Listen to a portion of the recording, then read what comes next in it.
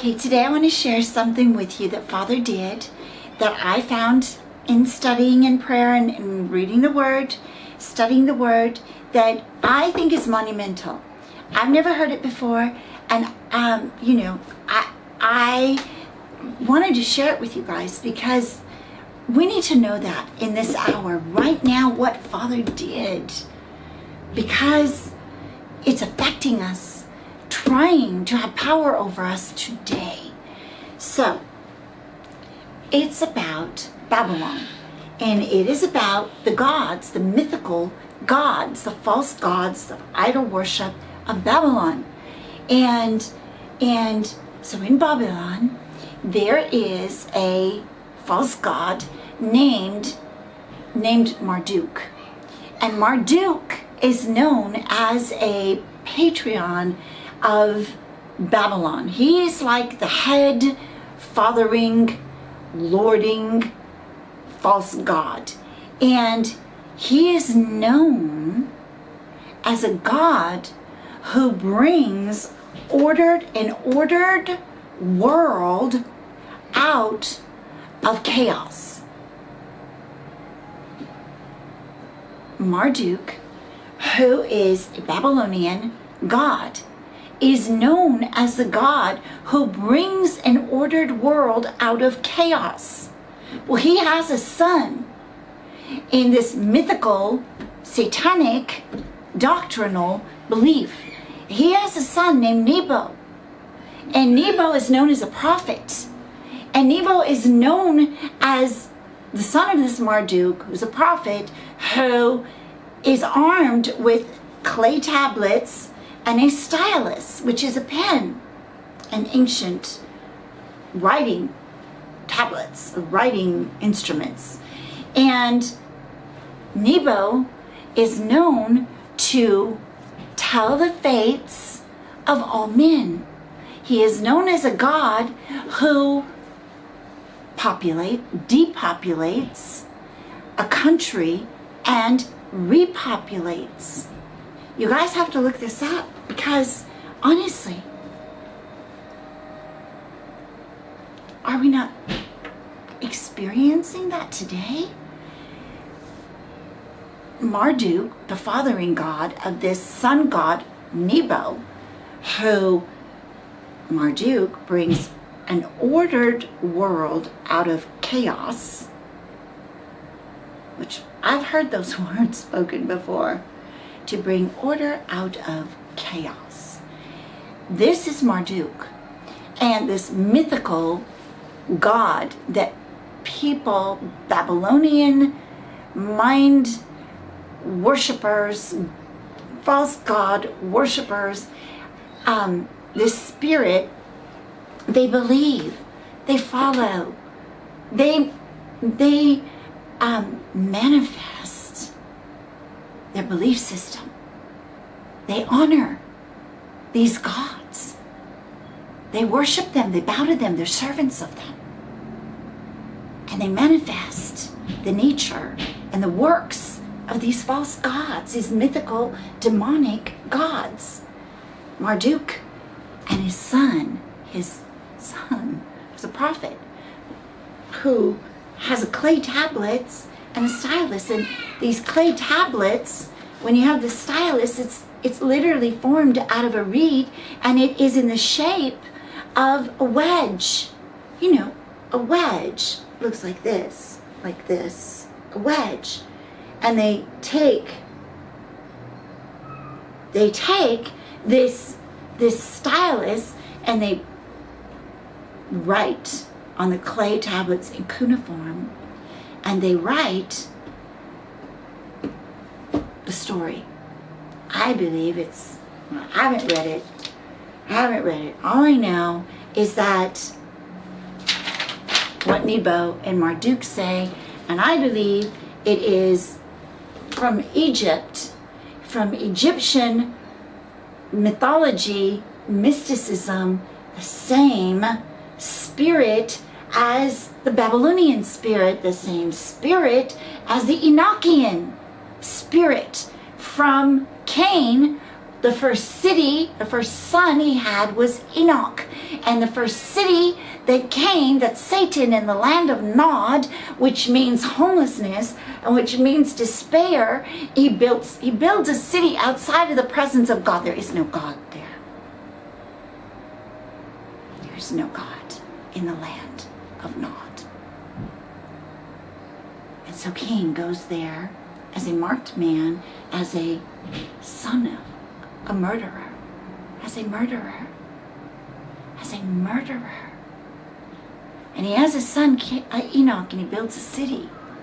And that city has a group, a lineage, a group of people, Enochians, Luciferians, devil worshippers, and they create all these other cities, and they infiltrate and they mingle. Well, they went first over to Egypt. They went to Lower Egypt. They went to Sudan, and they went to Ethiopia, ancient. And they worshipped these gods, created an ordered world out of chaos, and wrote in wedges in cuneiform. And they wrote this god, this Nebo, wrote the fates of men. And it is said he has the power to depopulate and repopulate a country. Does that sound familiar? These gods, these false, mythical, false gods, these fables. A fable is a story, a false story that is told in place of the truth. Well, what does God do? God takes Moses, his true prophet, his true fathering man, a father of Israel, a prophet of Israel, and he raises him up from Egypt, out of the bondage of Egypt. He takes him and he delivers the children of Israel from this spirit, from this bondage, from this captivity. And he literally brings them through the wilderness. And in his death, God brings him up to Mount Nebo, the mountain that was named after this false god.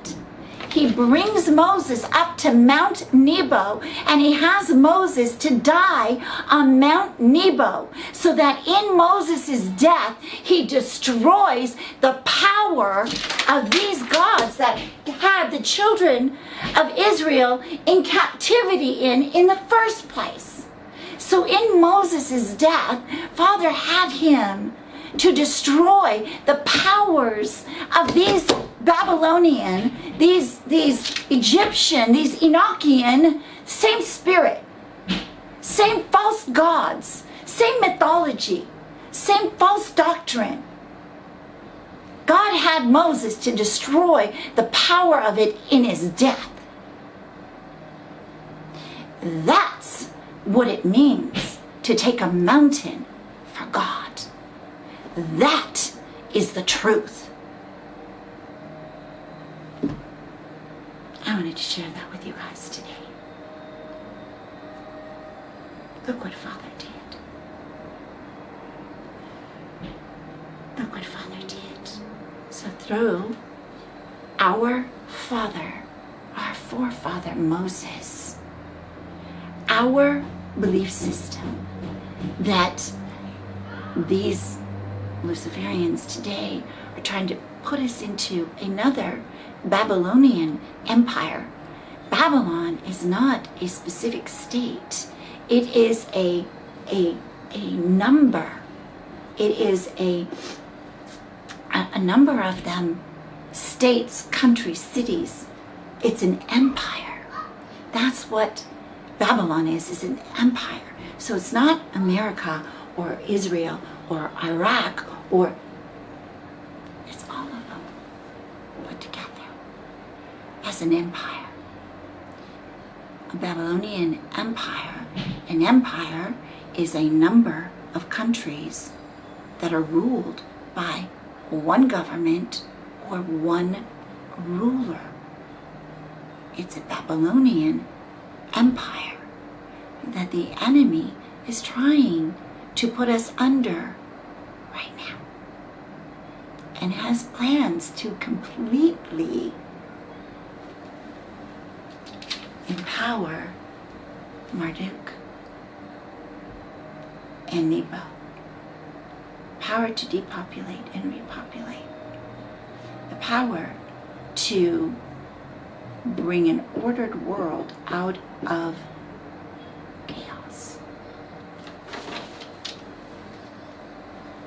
But not only did Father have Moses to die on that mountain, so that in his death, much like Samson, destroying more in his death than he did in his entire life, that in Moses' death, he destroyed the power of Satan, of the workings of these false gods, the power of Satan working through them in his death, Moses' death. And then, Father, the true Father, and his Son, Jesus Christ. Father had Jesus Christ, his true Son, his true Son of God, come with his winnowing fan in his hand and separate and shake out the wheat from the tares, from the chaff, from the fodder, right? And then he went to the cross on Gilgal, place of the skull, destroying the powers of flesh, destroying what happened in the beginning from Cain, from Adam and Eve to Cain, the murderous, that murdering spirit that wants to depopulate and repopulate, bring order, a one world government out of chaos, murdering spirit. Jesus died on that mountain. So, I just want to share that with you today, because just like Paul went to Ephesus, and Ephesus was ruled by a big Babylonian city that had the temple of Artemis there. They worshiped the god of Diana, the goddess Diana. And he told Timothy, make sure, Timothy, I warn you to stay in Ephesus, that they teach no other doctrine, and that they do not give heed to fables, to mythology, and to doctrines of demons, to Enochian doctrine, fables, stories that are in place, that are fable stories that are told in place of the truth.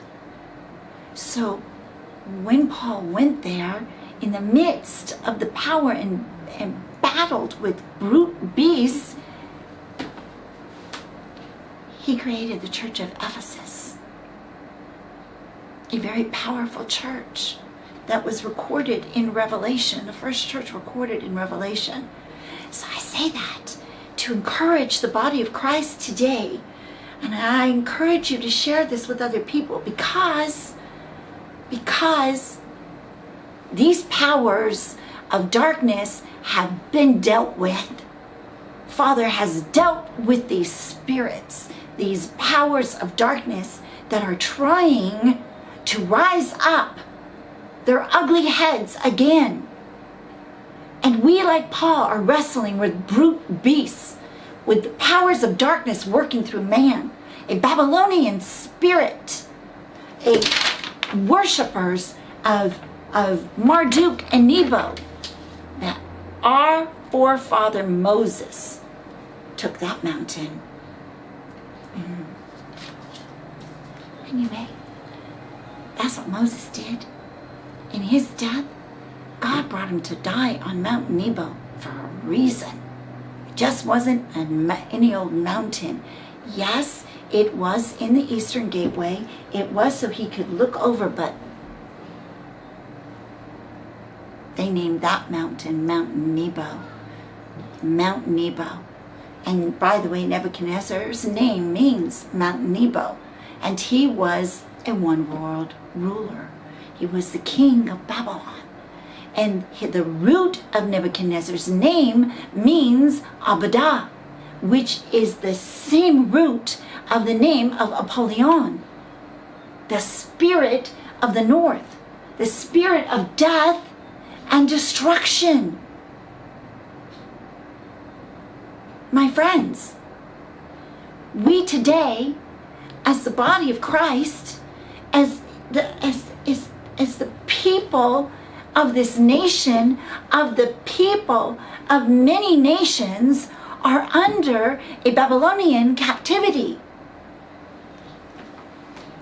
where they are trying to make a one world government and create chaos to bring order out of chaos.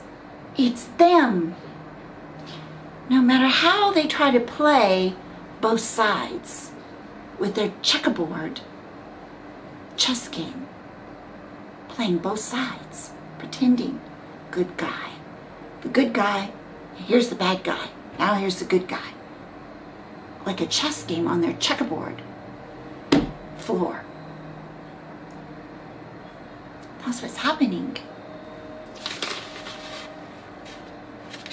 Can't be deceived. Can't be deceived by them or anything that they're doing.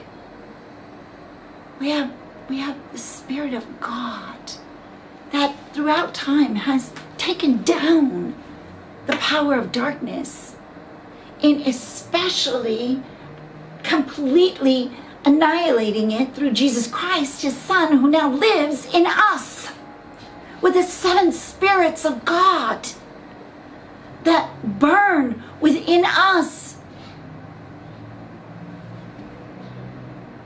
And one of them, we have tried to put the candle out on, and that is the spirit of the fear of the Lord, because we esteem him lightly.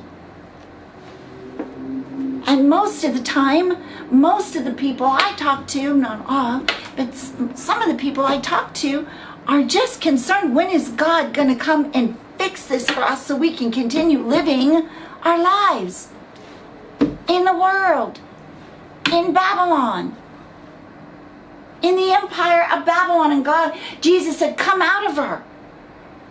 Come out of her. Anyway, that's all for today, because I'm gonna do one on Babylon, just Babylon itself. Anyway, that's all. I know, it's a lot. It's a lot. And listen, God is calling us to lay aside some stuff. Lay aside and press into him. Because if we don't, the enemy is counting on us not doing it. The enemy is counting on us being busy. The enemy is counting on us to want to keep our eyes shut. I don't want to see it. I don't want to hear it. I don't want to know about it. Please just let me live my little life. Okay. All right. At what point are you going to be willing to press into the Lord and get ready? Anyway, that's all. That's all for today. Okay, I'll see you next time. Bye-bye.